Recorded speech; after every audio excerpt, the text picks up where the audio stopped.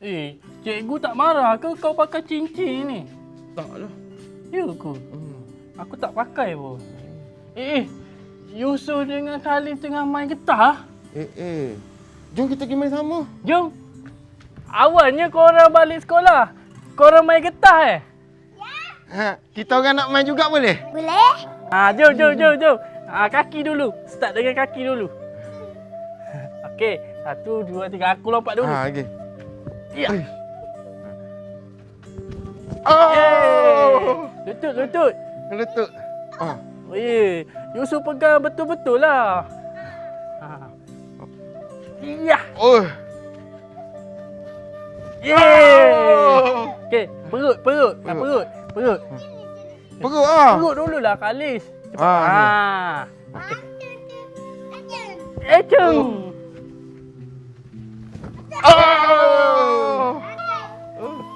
Tingginya. Oh lah. Aku ada idea.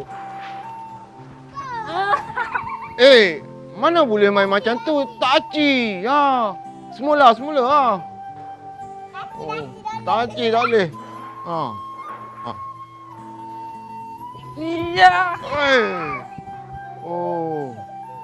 Jaga.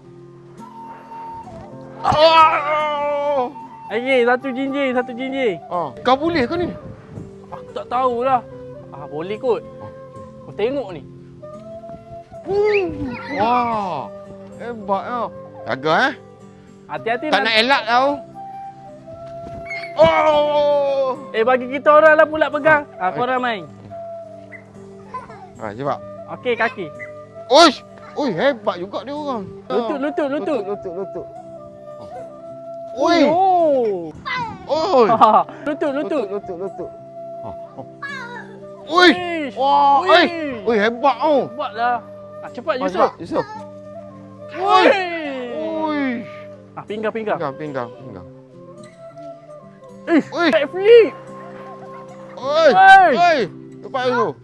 Uish. Alah. Cepatlah, mak aku dah cari tu. Aku dah bosan ni. Sampai bila nak habis macam ni Uzaimi? Dah lah, boring lah aku main. Korang. Aku nak balik dululah. Nanti mak aku cari. Korang main dua ni lah. Tunggu kau orang besar, baru kita orang main sama-sama Okeylah, balik dulu. Salah dulu.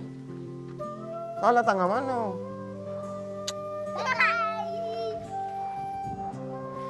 Bye.